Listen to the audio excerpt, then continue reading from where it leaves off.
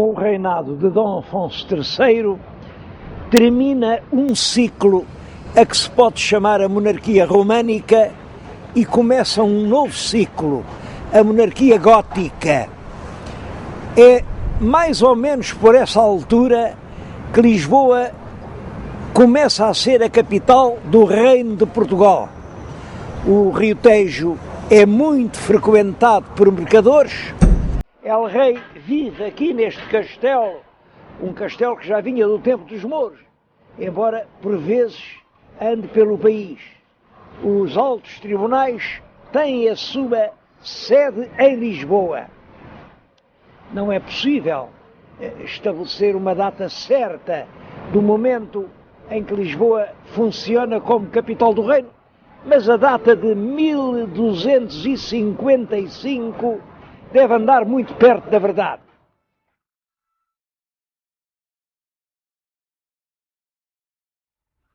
Ao rei Dom Afonso III sucede no trono o filho primogênito, que é o Dom Dinis. Devo dizer-lhes que não foi uma sucessão pacífica, porque Dom Dinis, quando nasceu, o pai estava casado já com a mãe de Dom Dinis, a rainha Dona Beatriz, mas ainda era viva a primeira esposa, a tal Condessa de Bolonha.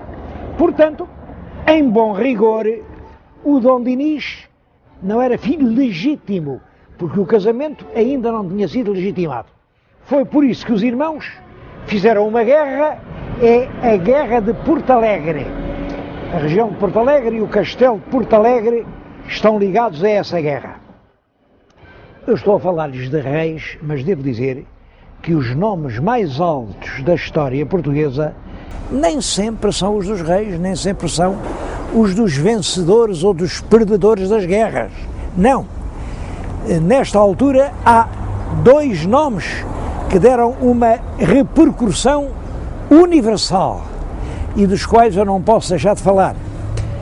Primeiro é Santo António de Lisboa. Foi aqui que nasceu Santo António do ano de 1195. Estudou aqui, estudou em São Vicente de Fora, depois foi continuar os estudos em Santa Cruz de Coimbra, chegou a ser cônego do convento dos Agostinhos de Santa Cruz, mas em 1220, quando tinha 25 anos, ele assistiu a um episódio muito dramático. Passaram por Coimbra 5 frades franciscanos que iam a caminho de Marrocos para convencerem o norte da África de que o verdadeiro caminho para Deus não é o que passa pelo Corão, mas é o que segue pelo Evangelho. É claro que, naturalmente, estes pregadores foram mortos e os cadáveres regressaram por Portugal à Europa e voltaram a estar em Coimbra. Santo António viveu esse drama e resolveu ele próprio ir pregar para Marrocos. Sabe-se que passou lá um inverno sempre gravemente doente e então resolve voltar a Portugal. Mas por razões que nunca foram explicadas, o navio não o trouxe para Lisboa. Houve uma tempestade e diz que o navio foi parar antes à Ilha Sicília. Nessa altura havia um nome célebre, São Francisco de Assis. Era um italiano que estava a empolgar todos os crentes da Itália. Santo António conhece pessoalmente São Francisco, é nomeado pregador e professor de teologia dos franciscanos e rapidamente ocupa dentro da ordem uma posição incomparável. Todo o norte da Itália lhe é entregue. A luta contra as heresias dos albigenses é ele quem a trava, com discursos que inflamam milhares e milhares de crentes. Bom, ele morre praticamente no púlpito, esgotado na Semana Santa de 1231. Passados 10 meses apenas, foi canonizado. E em Itália, ainda hoje, quando se diz o santo é o Santo António. Em Itália, a Basílica de Pádua e toda a cidade de Pádua lhe está consagrada. É uma das figuras portuguesas que ainda hoje têm uma maior projeção em todo o mundo.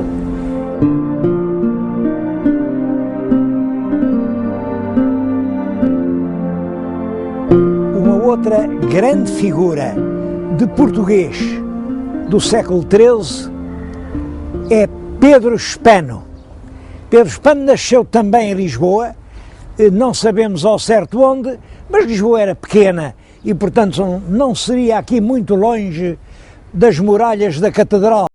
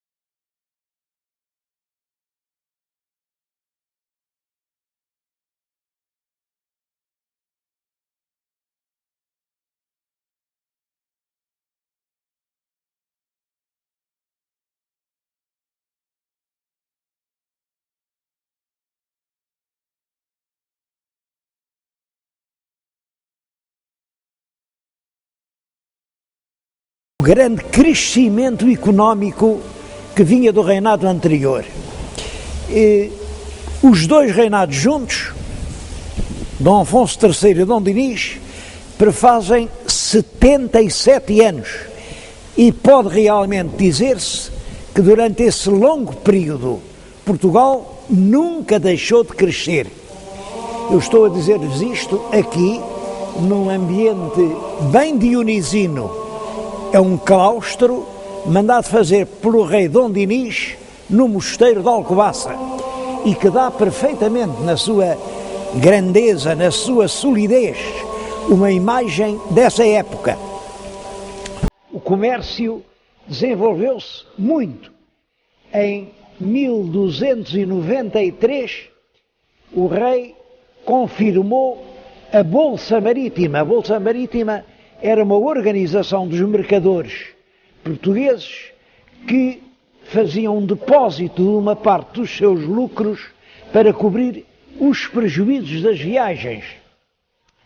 Há muitos outros sinais de progresso. A língua portuguesa, o nosso idioma, é declarado idioma oficial e é essa língua que se passa a usar nos documentos públicos, em vez do latim. Em 1288, o rei Dom Dinis conseguiu do Papa autorização para que funcionasse em Portugal o primeiro estudo geral. Como sabem, é a origem da nossa universidade. As fronteiras terrestres foram delimitadas pelo Tratado de Alcanices. A partir daí, o Portugal continental teve praticamente a mesma configuração e nós somos uma das nações do mundo com mais antigas fronteiras.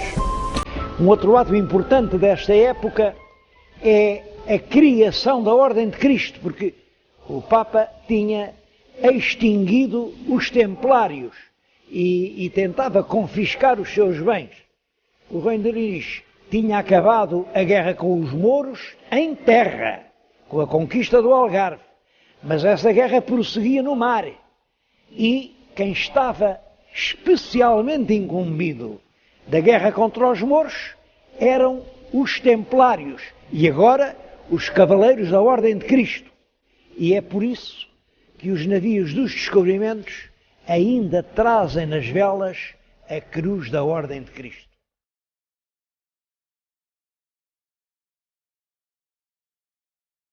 É muito considerável a obra de fomento interno feita durante a época do rei Dom Dinis. Ele fundou vilas novas, instituiu feiras, mandou enxugar pântanos, construiu mosteiros e fortalezas. É impressionante a lista de obras que consta na crónica de Dom Dinis do Rui de Pina. Ele construiu Serpa, e Moura, e Olivença, e Campo Maior, Monforte, Arronches, Porto Alegre, Marvão, Castelo de Vide, Iborba, Vila Viçosa, Arraiolos, Alandroal, Monsaraz e a Jurumanha, e fez a Torre da Beja, e na Beira ainda fez Avô e o Sabugal e Castelo Rodrigo. Eu só não continuo a lista até ao fim, porque não posso preencher este tempo só com o reinado de Dom Dinis. Mas é, na verdade, uma obra muito notável. É claro que esse enorme número de obras da iniciativa real, e portanto pagas pelo erário real, significa um grande aumento de riqueza. É que tinha aumentado muito o número das feiras, só até ao fim do século XIII há 30 feiras novas em Portugal, aumenta a moeda circulante, a extensão dos campos arroteados quase duplica e com isso cresce a produção do azeite e do vinho, que depois vêm os mercadores ambulantes, compram nas feiras locais e vão vender no Mediterrâneo, vão vender no Norte da África, vão vender nas Flandres e, com tudo isso, as alfândegas têm grandes rendimentos.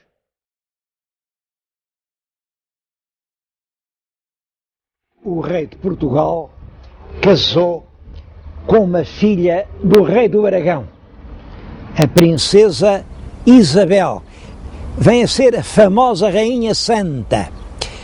Esse casamento fez-se primeiro por procuração em Barcelona e depois realizou-se com uma grande solenidade na vila portuguesa de Trancoso. Penso que esse casamento é um facto importante na história portuguesa. Importante tanto pela personalidade da Rainha Santa, que se vai revelar uma grande defensora da paz, tanto no plano interno, porque o país estava dividido em frações que se degladiavam de morte, como no plano internacional, em que ela procura que Portugal tenha uma posição de árbitro, de medianeiro entre as várias nações hispânicas. A rainha, em virtude dessa sua ação, foi rodeada, ainda em vida, por uma espécie de auréola de santidade. O povo atribuía-lhes milagres e ela veio realmente a ser beatificada, ainda no Renascimento, pelo Papa Leão X e depois canonizada, mas isso já no século XVII, pelo Papa Urbano XVIII. Este é o mosteiro de Santa Clara a Velha. A rainha, já nos últimos anos de vida, é por volta de 1330, ela morreu em 36, manda fazer um sepulcro lindíssimo e a ideia dela era que ficar aqui, nesta igreja de Santa Clara, que ela própria mandou construir. Isso não foi possível porque, passados cerca de 15 anos sobre a construção, dá-se a primeira inundação do rio Mondego, as águas invadem a igreja, começaram a tentar fugir ao ritmo das águas, a fazer planos mais altos, um coro alto para pôr o túmulo, mas o túmulo nunca pôde ir para o lugar onde a rainha sonhou que ele havia de ficar. Acabaram por colocá-lo também aqui em Coimbra e está no Coro Alto de Santa Clara Nova.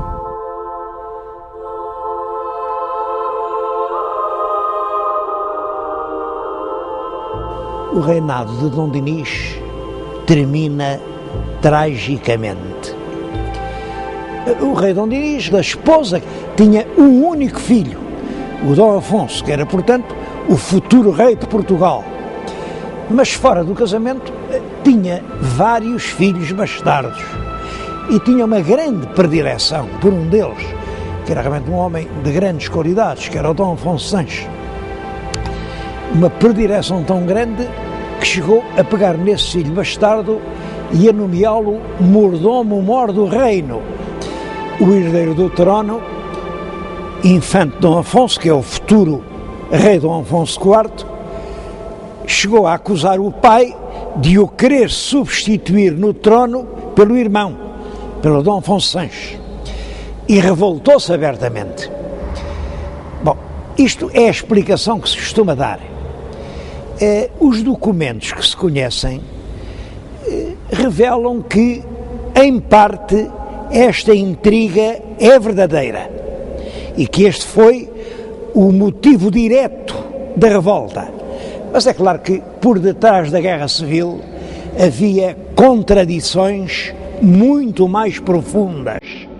A acusação que o infante revoltado fazia ao rei seu pai era a de que ele não governava com justiça.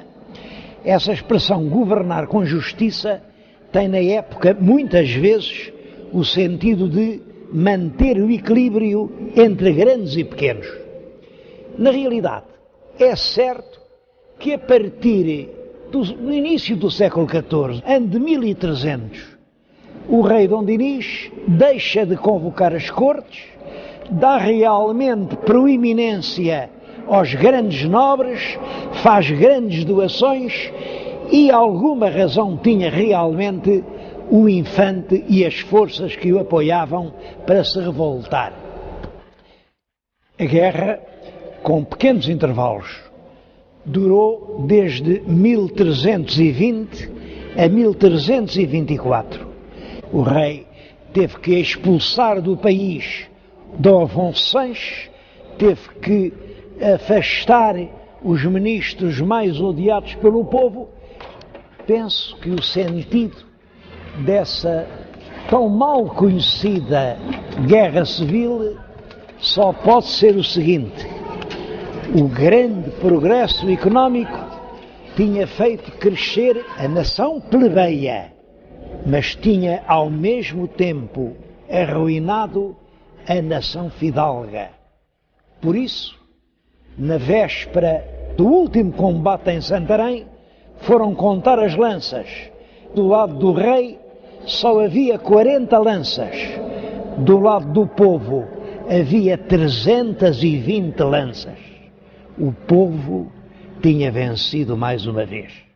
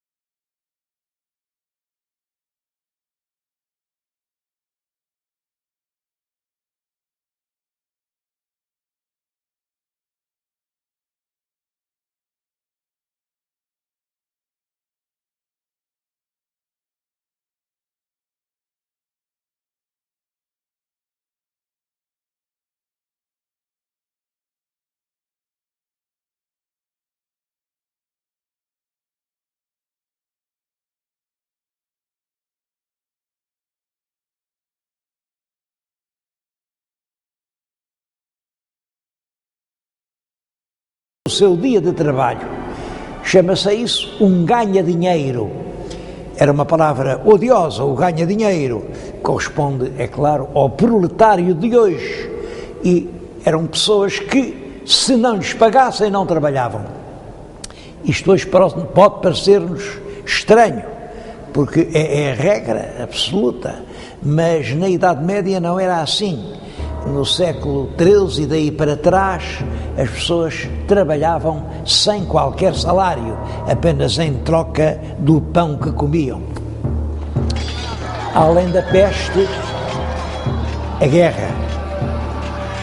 É um século ensanguentado por grandes revoltas dos camponeses contra os seus senhores, pelos saques dos castelos e das abadias, pela guerra dos flamengos contra os franceses, pela guerra dos turcos contra os cristãos e pela guerra dos 100 anos entre a França e a Inglaterra, uma guerra que começa em 1337 e que vai durar 100 anos. É claro que Portugal não escapa a essa enorme crise.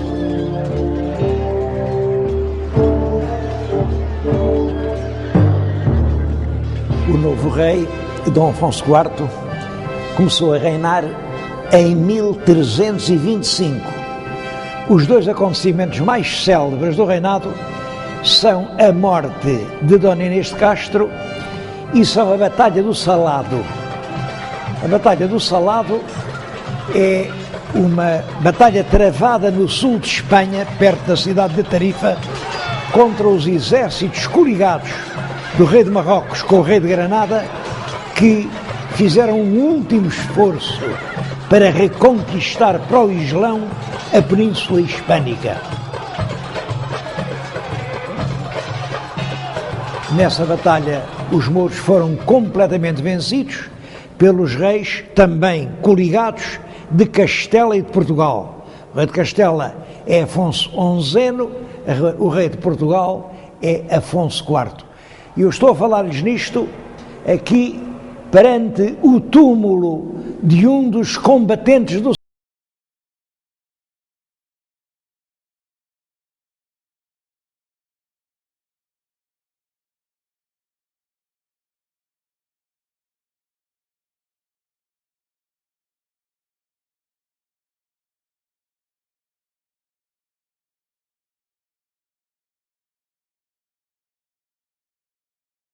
(355). Esse é um dos episódios mais famosos de toda a história de Portugal. E é possível que essa celebridade se deva a dois factos. O primeiro é a atenção que Camões lhe consagrou nos Lusíadas. O segundo é aos grandes túmulos que o rei Dom Pedro mandou construir. Muitos se lembrarão ainda daquela estrofe célebre: estavas, linda Inês, posta em sossego, de teus anos colhendo o doce fruto, naquele engano d'alma, ledo e cego, que a fortuna não deixa durar muito. A verdade é sempre diferente da lenda e, neste caso, a verdade é a seguinte: o infante herdeiro do trono, que era Dom Pedro, vivia já há anos maritalmente com uma dama da alta nobreza galega, Dona Inês de Castro, e já tinha 3 filhos dela. É até possível que já estivesse casado com ela. Entretanto, em Castela, rebenta uma grande revolta contra o rei, a quem eles chamaram Pedro Cruel, e para o substituir vêm convidar o nosso infante Dom Pedro, o herdeiro da coroa portuguesa. É claro que isso levaria o infante a meter-se numa guerra que não tinha nada a ver connosco, mas naturalmente que a companheira do infante, a Dona Inês de Castro, via nesse convite uma grande honra. Por esse caminho ela chegava a ser rainha de Castela e, portanto, certamente ela aconselhava o companheiro a aceitar o convite. Isto que eu estou a dizer não é uma pura hipótese, é isto que se retira dos documentos que nós conhecemos. O rei Dom Afonso IV não concordava com uma intervenção portuguesa numa guerra com a qual nós nada tínhamos que ver. E ele não queria que o infante se metesse na guerra dos espanhóis. É por isso que ele manda executar Inês de Castro, a conselheira do infante. Como calculam, o infante Dom Pedro não se resignou a perder assim a mulher da sua vida, a mãe dos seus filhos. Revoltou-se, o país entrou numa onda de violência, até que Dom Pedro sucede no trono ao pai, declara solenemente que Inês era a sua esposa, que os filhos do casamento eram filhos legítimos e mandou lavrar os mais belos túmulos que até hoje se fizeram em Portugal. No interior do mosteiro de Alcobaça está Inês em frente de Pedro. Os anjos sustêm-lhes as cabeças e parece que eles aguardam a hora em que vão soar as trombetas do juízo final. Quando isso acontecer, os mortos vão ressurgir dos seus túmulos. Eles vão abrir os olhos. Inês vê em frente de si Pedro. E Pedro, a primeira palavra que vai dizer é Inês. Num dos túmulos há uma legenda que diz: até ao fim do mundo.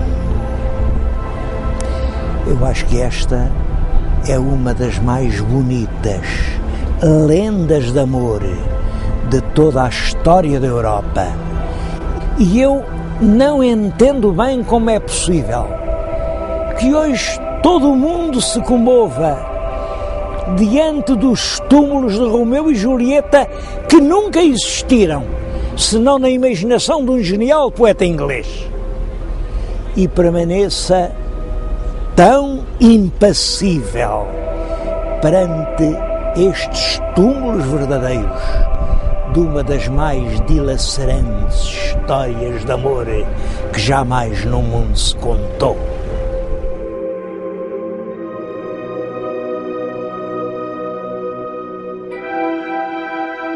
A Dom Pedro sucedeu o filho, Dom Fernando, que ocupou o trono português desde 1367 a 1383. Portanto, durante 16 anos. Foi um curto e triste reinado. Foi a propósito deste rei que Camões escreveu nos Lusíadas: o fraco rei faz fraca a forte gente. O país estava profundamente dividido entre grandes e pequenos, como sempre, entre partidários da Aliança Inglesa e partidários da Aliança Francesa, e todavia era preciso escolher entre os fidalgos, os mercadores, os mosteirais, e o rei não tinha nem a força, nem o carisma indispensável para conseguir agrupar e dominar essas contradições. Além disso, ele praticou 3 grandes erros que agravaram muito a atmosfera política do seu tempo. O primeiro erro foi envolver-se em 3 guerras com Castela, 3 guerras perdidas e nas quais ele se portou sem valentia, sem inteligência. O segundo erro foi o casamento com Dona Leonor Teles de Menezes. É que acontece isto: o rei já por 2 vezes tinha contratado os seus casamentos. Da primeira vez com uma Dona Leonor, que era filha do rei de Castela. Da segunda com outra Dona Leonor, uma Dona Leonor que era filha do rei do Aragão. O casamento custou um dote elevadíssimo e o dinheiro foi para lá. Mas, entretanto, o rei conheceu uma terceira Dona Leonor, que era uma grande fidalga portuguesa, mas que já estava casada com um fidalgo da Beira, João Lourenço da Cunha. O rei conheceu-a, apaixonou-se e resolveu casar com ela. O povo não concordava com esse casamento, porque achava que o rei casar com uma mulher já casada não era muito digno. Eu acho que por detrás desse pretexto havia uma razão mais forte. É que desde sempre existia em Portugal uma forte pressão entre as classes populares e a alta nobreza. E Dona Leonor Teles de Menezes pertencia realmente à alta nobreza. E o conflito que se desenvolve a pretexto do casamento revela toda a força dramática desse conflito a que o Fernão Lopes chamou o grande desvairo entre el rei e o povo. É que quando em Lisboa constou que o rei se ia casar, instalou uma revolta e 4.000 mesteirais, mesteiral quer dizer homem de mistério, não é um agricultor, é um homem de ofício popular. 4.000 mesteirais armados, cada um com o que tinha, juntam-se em protesto diante do Paço Real. O rei manda-se informar e finge que está disposto a ouvir as queixas do povo, mas manda-lhes dizer: vocês amanhã, pela tarde, juntam-se todos no adro da igreja do convento de São Domingos e eu vou lá ouvir o que é que vocês têm para me dizer. À hora marcada, o adro de São Domingos era um mar de gente. Todos queriam ouvir como é que o rei explicava aquela situação. A tarde já estava a chegar ao fim quando se soube a odiada notícia. O rei tinha enganado o povo. Ao raiar da madrugada, saíra por uma porta escondida do Paço Real e, com Leonor Teles, ia já longe de Lisboa, a caminho do norte do país. O alfaiate Fernão Vasques, que era quem tinha sido encarregado de expor as razões populares, não pôde fazer o seu discurso. Vieram soldados reais, prenderam-no e cortaram-lhe a cabeça à machadada. Mas não foi só Fernão Vasques. Os documentos falam-nos em cabecilhas do motim, que por essa razão foram justiçados. Os documentos dizem só justiçados, mas nós todos sabemos qual era a justiça que se fazia no caso de revolta contra o rei. Era a ponta da corda da forca para os plebeus ou o gume da machada para os fidalgos. Mas eu referi-me a 3 erros. Penso que o terceiro erro foi a publicação da Lei das Sesmarias. Não é conhecida a data exata, mas segundo a indicação de Fernão Lopes, é de cerca de 1375.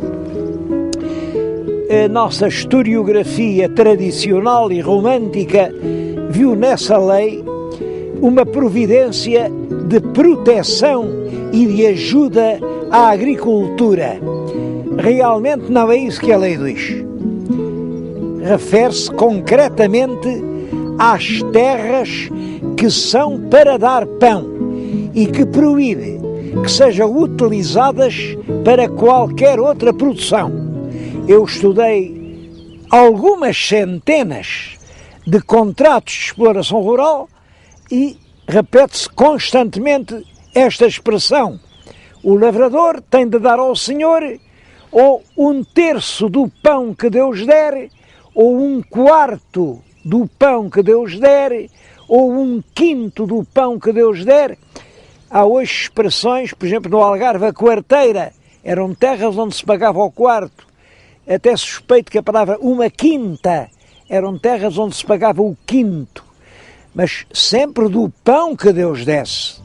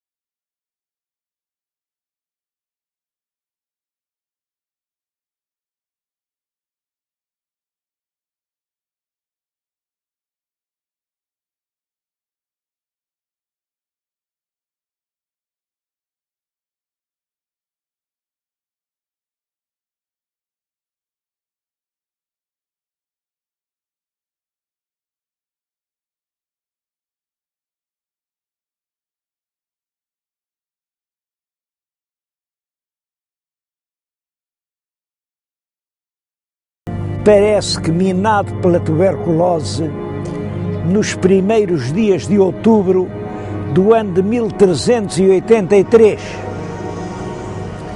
Morreu o rei e o que é que vai acontecer agora? Bom, o rei deixou uma filha legítima. Era uma menina, tinha 11 anos de idade, Dona Beatriz. Mas como é que uma menina de 11 anos ia reinar sobre um país dividido por forças contrárias, cheio de conflitos, um país com dificuldades por todos os lados? Como? É claro que o pai e a mãe pensaram nisso e resolveram ajudar a filha de uma forma que lhes parecia segura, que era casá-la com um homem que fizesse respeitar os seus direitos de rainha inteiramente. Esse homem era o rei Dom João I de Castela.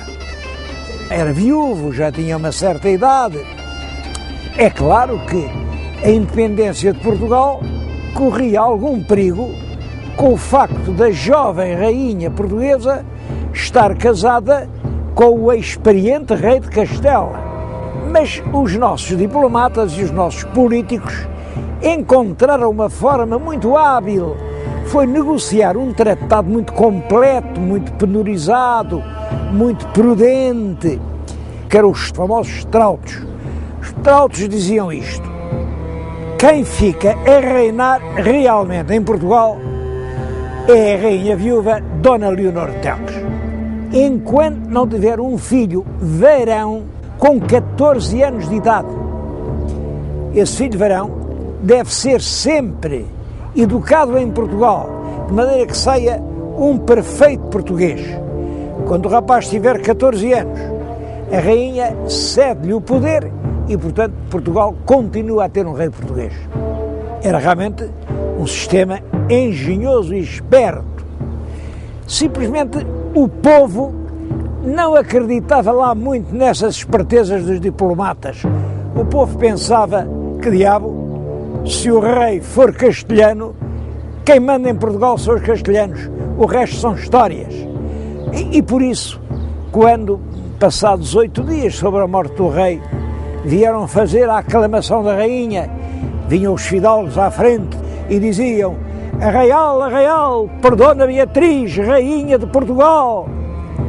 E ninguém respondia: Arraial, por Dona Beatriz.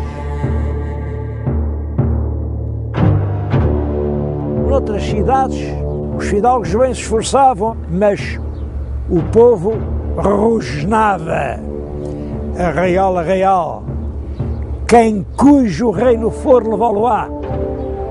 Quer dizer, quem tiver direito ao trono é que vai ficar com ele. E houve mesmo cidades onde o povo respondia em plenas vozes: Arraial, por Dom João, rei de Portugal. Esse Dom João era o filho mais velho do Dom Pedro e da Dona Inês de Castro. Ele estava homiciado em Castela, porque aqui tinha morto uma mulher com quem estava casado, isso aqui é verdade, tinha morto em Coimbra a Maria de Teles e tinha fugido para Castela. Mas esse era o rei que o povo queria, era o jovem e vigoroso príncipe Dom João, filho de Dona Inês de Castro e do bom rei Dom Pedro. Claro que lá em Castela, logo que souberam que aqui o aclamavam, meteram-no na cadeia. O pobre rei Dom Fernando morreu o rei, ficou a rainha Leonor Teles, determinada, corajosa, mas quem a aconselha é o conde João Fernandes Andeiro. Ele é da Galiza, deram-lhe aqui o título de conde de Orém. Uma família portuguesa, os Menezes, achavam que o título de conde de Orém devia ser lá na família, e bastou isso para uma grande parte da nobreza começar a odiar o novo conde de Orém, a quem só chamavam, assim um pouco por desprezo, o conde Andeiro. O conde Andeiro é fundamentalmente um diplomata, conhece bem a Inglaterra, conhece bem a França e, sobretudo, está consciente da gravidade das soluções que ele tem de tomar. A Europa mergulhou na Guerra dos 100 anos. Portugal tinha o seu comércio marítimo muito dependente da navegação no Mar do Norte. E quem manda no Mar do Norte são os navios da esquadra inglesa. Se, portanto, nós não tivermos o apoio inglês, não vamos exportar nem mais uma pipa de vinho, nem mais uma barrica de azeite, nem mais um fardo de pão. O Andeiro, primeiro, inclina-se para a aliança inglesa, e é daí que vem a nossa velha aliança com a Inglaterra. Mas a verdade é que isso provoca invasões espanholas, e os ingleses não nos vêm ajudar.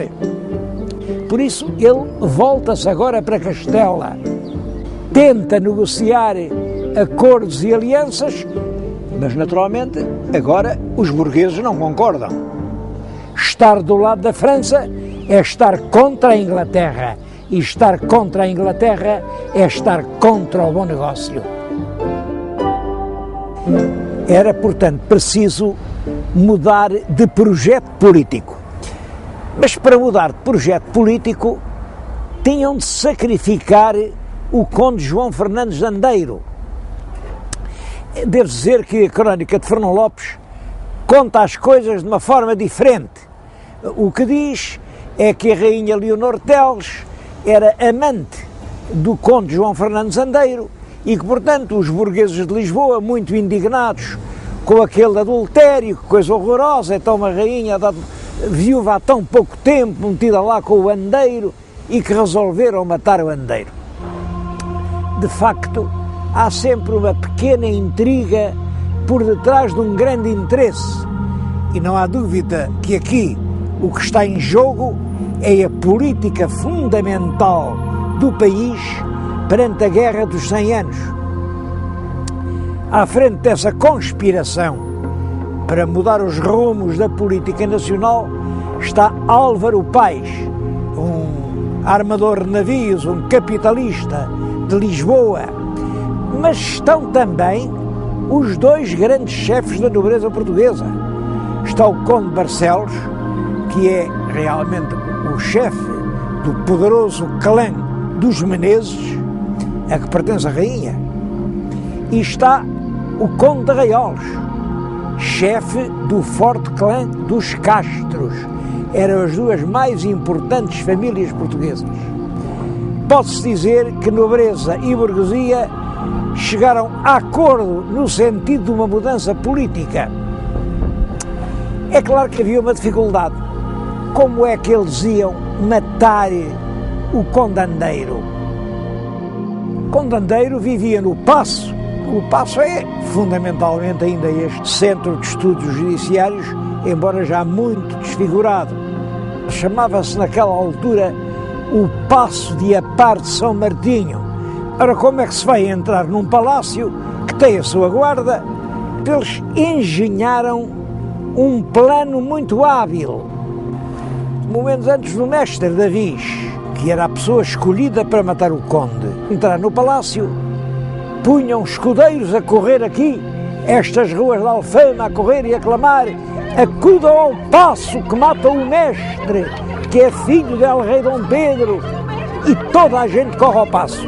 O Paço Limoeiro é rodeado de uma enorme multidão, obrigou os sinos de todas as igrejas a tocarem a rabate, até que, é claro, sentindo a multidão cá fora a ulular, o mestre sentiu-se seguro, lá matou o conde João Fernandes Andeiro e assomou uma daquelas janelas e disse: aquietai-vos, amigos, vivo e são sou, graças a Deus. Saiu do palácio, a multidão seguia como quem segue o Messias. Alguns diziam entre si: tomemos este homem e façamo-lo rei. É claro que isso era difícil, porque havia irmãos do mestre Davis que tinham mais direitos do que ele, que eram os filhos de Inês de Castro. Mas esses filhos estavam em Castela, tinham sido presos. O rei de Castela, logo que soube, morreu Dom Fernando, prendeu os infantes portugueses que podiam ser sérios pretendentes ao trono, portanto eles estavam presos e aqui o povo, o mais que pôde, foi eleger o mestre defensor e regedor do reino. Bom, estas palavras, defensor, encarregado da defesa contra Castela, e regedor, encarregado de o reger. Reger, claro, enquanto não vinha o rei que tinha sido escolhido, que era o filho de Dom Pedro e Dona Inês de Castro, infanta Dom João. Naturalmente, isto é uma revolução em Lisboa, uma revolução completa, e o rei de Castela invade Portugal, vem pôr cerco a Lisboa, o cerco dura meses, a cidade passa terríveis provações, mas não há dúvida de que o mestre Davis portou-se com valentia e, a certa altura, começa a cair uma peste mortal. E o rei de Castela, antes que a peste lhe acabasse com o exército, ou até que a peste atingisse a rainha com quem estava casado, a rainha portuguesa, resolveu ir outra vez para a Espanha para refazer as suas forças. O mestre Davis não perdeu tempo. Mandou reunir cortes em Coimbra. Em Coimbra havia um palácio real, o Paço Real da Alcáçova. Este aspecto que atualmente se vê é quase todo do tempo do Marquês de Pombal. Mas o conjunto fundamental do edifício é ainda o Palácio Real da cidade, onde o mestre Davis mandou reunir as cortes de 1385. E o que ele pôs aí foi este problema: o trono está vago. Quem deve ser rei de Portugal? Apresentou um advogado muito inteligente, muito hábil, que era o João das Regras. E o João das Regras disse: bom, a rainha Dona Beatriz não, porque está casada com o rei de Castela, é um perigo. Os filhos de Dom Pedro e da rainha Inês de Castro também não, porque o Dom Pedro, afinal, não casou com a Inês de Castro, portanto eles são filhos bastardos.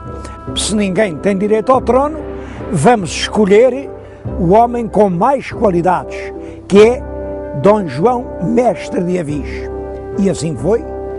O Mestre de Avis foi eleito rei de Portugal. E começa assim uma nova dinastia, que é a dinastia de Avis. Entretanto, o rei de Castela volta a invadir Portugal, agora com grandes forças, mas os portugueses vão-se postar no lugar estratégico, escolhido com muita habilidade pelo condestável, isto é, o chefe do exército, Dom Nuno Álvares Pereira, um dos poucos fidalgos que estavam do lado de Dom João I. E no dia 14 de agosto de 1385 deu-se a Batalha de Aljubarrota. Essa batalha representou o triunfo completo das forças portuguesas e marcou praticamente o triunfo da independência de Portugal, porque a guerra continuou nas primaveras de cada ano, em campanhas jamais mortiças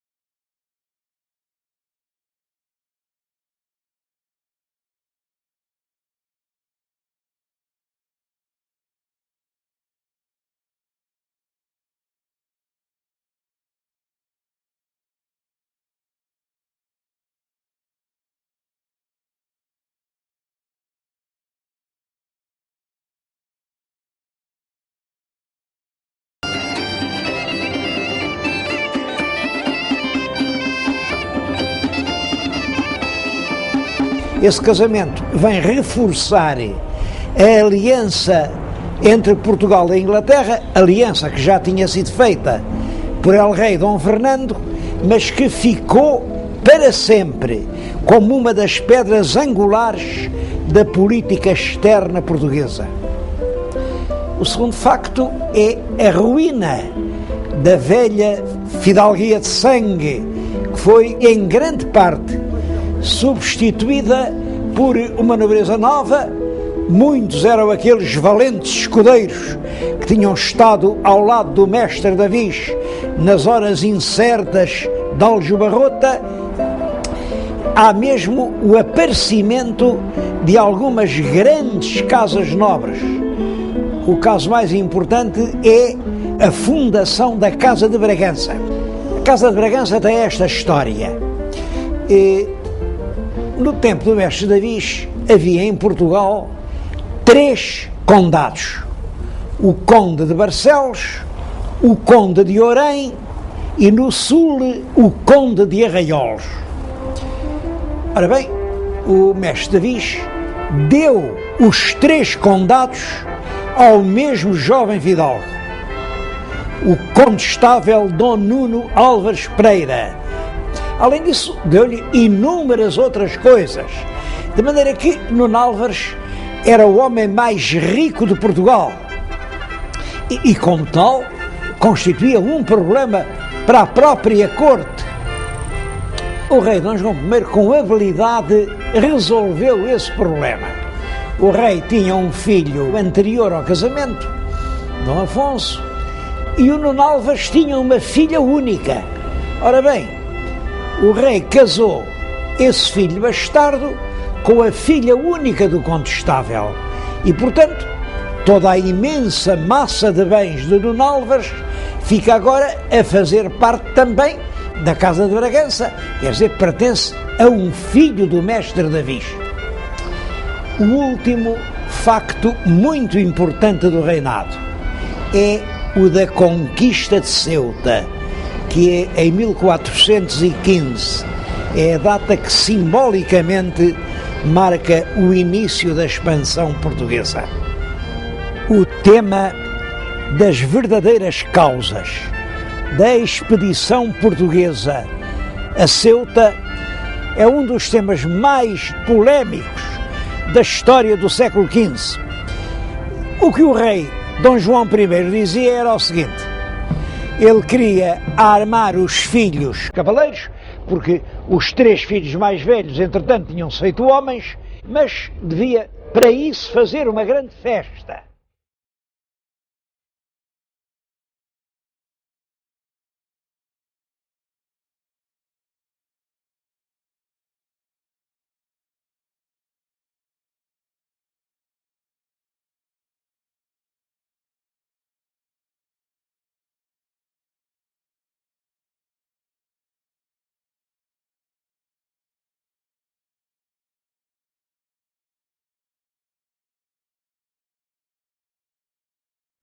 Ora bem, entenderam que melhor que uma festa, com torneios, com despesas, era uma verdadeira expedição militar. E que por isso, para substituir o torneio que se faria em Lisboa, se organizou a grande expedição militar de que resultou a conquista de Ceuta. Esta versão, que foi repetida durante séculos, foi depois posta em dúvida pelos historiadores modernos, que não acreditam nisso e que dizem que não, que as razões predominantes eram razões de ordem económica. Eu devo dizer que as razões dadas pelo rei estão perfeitamente de acordo com a mentalidade do tempo e com a mentalidade do próprio Dom João I. Ele era um filho bastardo que se tinha apoderado de uma coroa de uma forma não muito regular e que tinha, portanto, um problema de prestígio. Devo dizer que ele ganhou essa batalha do prestígio e chegou a ser um dos monarcas mais prestigiosos da Europa do seu tempo. O que é certo é que no verão do ano de 1415 saiu de Lisboa uma grande armada, cerca de 200 navios. O Porto também deu uma contribuição importante. Armaram 70 navios de guerra e dessa contribuição ficou um vestígio que é em parte lenda e em parte verdade. Diz que foi dos restos do aprovisionamento de carnes da expedição de Ceuta que ficou aos portuenses o hábito de comer as tripas à moda do Porto.